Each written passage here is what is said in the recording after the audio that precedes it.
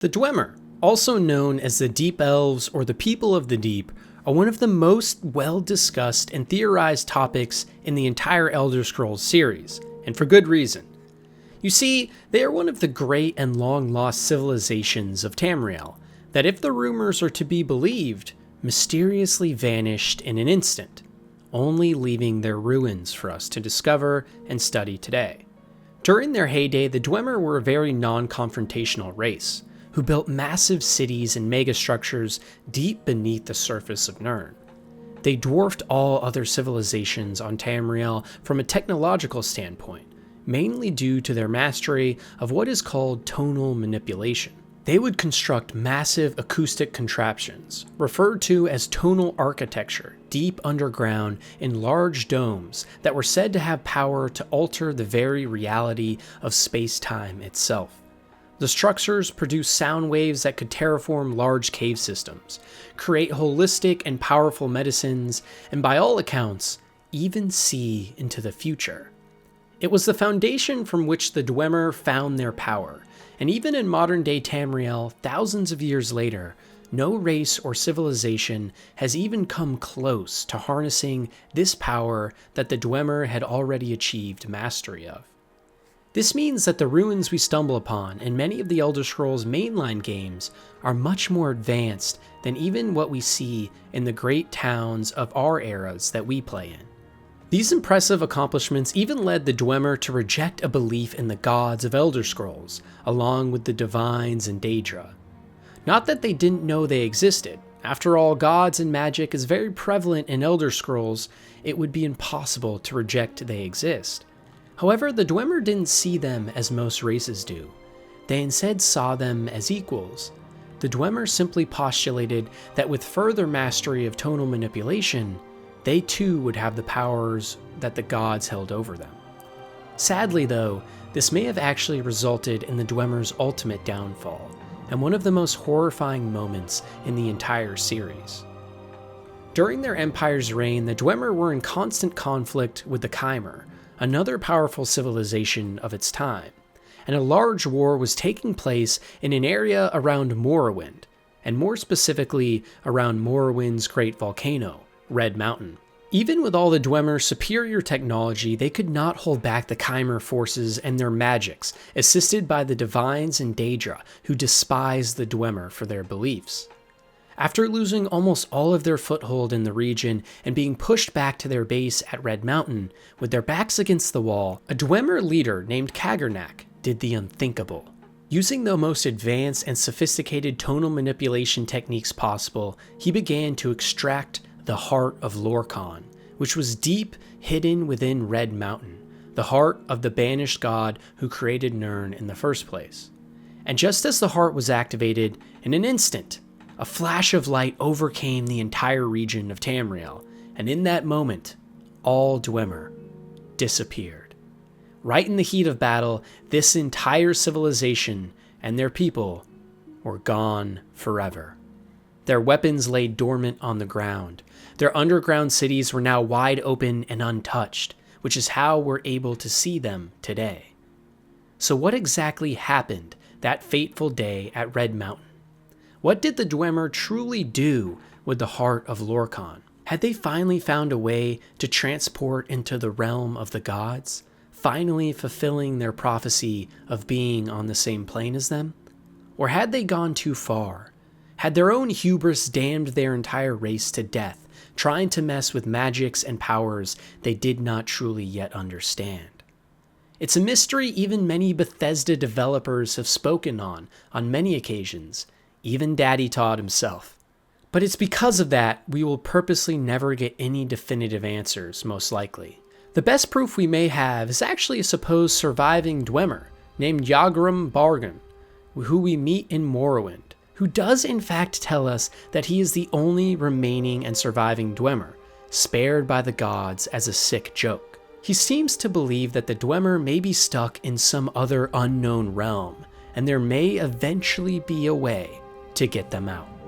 For a game series named after the fabled and powerful Elder Scrolls, you would think that we would have a ton more information on them. But the actual scrolls themselves only take center stage in a handful of quests and writing in the mainline series. The Elder Scrolls are said to be one of the most divine and powerful items in all of Nirn, and were apparently originally crafted by the Aedra or gods of the realm. The parchment of each scroll tells not only an account of the past, deeply etched into its pages, but also, and more hauntingly, a look into the future. Strangely though, these future prophecies are different for each individual who reads even the same scroll, and seem to simply be a guess at what the future may hold. It begs the question, could the Elder Scrolls be some sort of proof that this beloved series is actually taking place in a multiverse, where an infinite amount of combinations and permutations of our future are present, and it is only in our timeline that we will see which paths we took, etched on the paper for all of us to see? Either way though, the Elder Scrolls certainly have some sort of significant importance to the flow of time in the series, as we know that dragon breaks, or moments in the series that break the linearity of time, are not recorded, further implying that the universe is slowly cascading into more and more infinite time breaks that the scrolls are trying to maintain. These are called dragon breaks after Akatosh, the god of time, and we know that the scrolls have significant power against dragons specifically, another indication of their power over time and reality itself. While the scrolls are rare and in many hard-to-reach locations, there are also many located in the Imperial Sanctum of the White Gold Tower in Cyrodiil as well. It is said that those who do not wield great magics and technologies can be blinded or turned insane even by witnessing or being in the presence of their great power. The Falmer are one of the most tragic and shocking stories in all of the series. An entire race that was turned into nothing but a monstrosity, banished to a life of meaningless horror in the deepest depths of Nirn. You see, a long time ago there was another elvish or mer race on Tamriel, and more specifically, native to Skyrim, called the Snow Elves. They retained immense power in the region, along with the Dwemer of the time, but a new adversary was starting to encroach on the land as well. Human Nords in the north, from the northern continent of Atmora, from across the sea, were now starting to settle on the northern parts of Skyrim.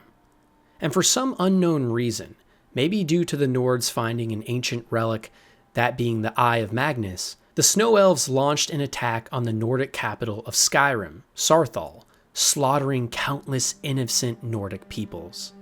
In retaliation, a massive and powerful army of Nords sailed across the sea from Atmora to Skyrim to help their brethren, and managed to decimate their Snow Elf foes, pushing them back to their final cities in pure defeat. As a last-ditch effort, the Snow Elves reached out to the Dwemer, asking for help, for them to use their machines and great underground capitals to defend them, instead of sitting idly by. And the Dwemer actually accepted this proposition, but on only one condition. The Snow Elves had to take a poison that would blind them, and stay within the depths of their deepest underground cities.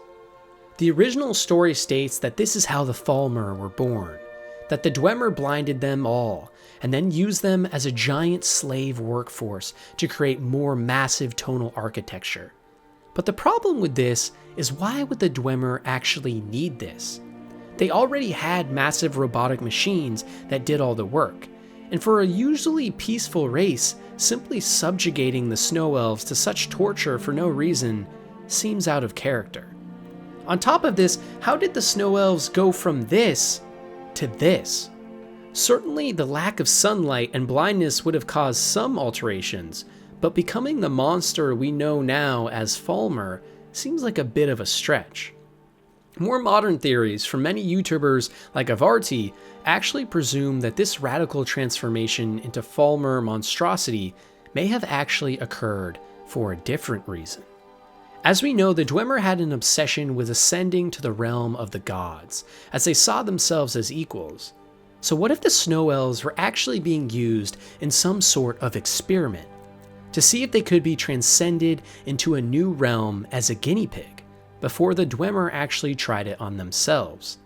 This is potentially implied in the Dwemer tablet from Calcio, which we can find in-game in Skyrim in the Hard Answers questline, which at one point, when translated into English, states, "And so it was your people were given passage to our steam gardens and the protection of our power.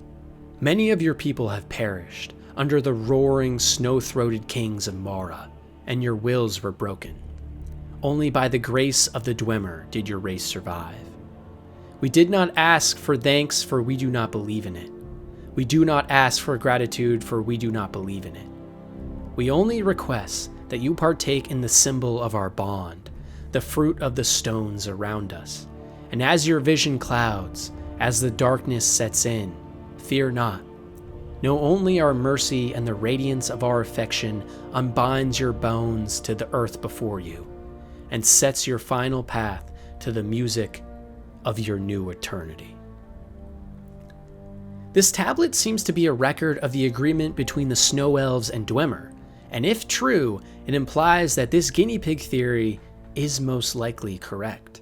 It could be that these twisted experiment by the Dwemer slowly transform the Snow Elves into these demented creatures, and when the Dwemer themselves mysteriously vanished out of nowhere, these damaged and damned Snow Elves had to learn to fend for themselves deep underground, all while being blinded and alone. A truly harrowing idea that the once great race of the Snow Elves were tortured and abused so much that over time they became one of the scariest enemies in all of Skyrim. I mentioned earlier in this tier list that Oblivion has some of the best and most haunting quests in the entire series, and this is another great example of that. At one point you travel back to an inn you may have frequented in the game and discover that a nice young Argonian lady named Dharma has gone missing.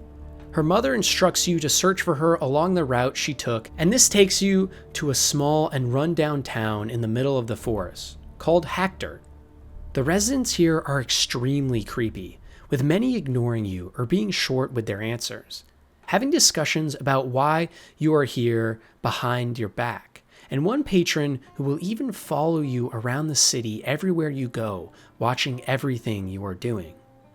Luckily for the player though, there is one citizen who, if you ask about the town, asks that you meet him after dark, alone and away from the others. If you do so, he reveals to you that 80 years ago, when this town was being created, many of the miners underneath the city in the cave network discovered strange and disturbing beings that they called the Deep Ones. Some of these people had turned into what the town called Brethren, and now live in the caves with distorted faces and bodies. The rest of the town now worships these deities, and has been told by them that they must sacrifice others in order to summon the Deep Ones once again. This is most certainly what is happening to Dharma, but this mystery gets even weirder the closer we look. If we go to the church at night, we can see that all the town residents are going in and listening to sermons from this book. And if we go in later and read it for ourselves, we discover that it is full of nothing but Daedric symbols. Pretty damning evidence for sure. And this leads us to 3 theories of what could have happened here, with the final one being another awesome theory from the YouTuber Camelworks. The first theory postulates that the Deep Ones could be Dwemer, as Dwemer are referred to as the Deep Elves. But really, this holds very little weight, as everything else around the story doesn't sound like the Dwemer at all. The second theory states that the Deep Ones could actually be the lesser-known race called the Slowed, giant toad-like monsters that are well known for their extensive slave trade networks and even working with Daedric princes, which would explain the Daedric symbols in the book.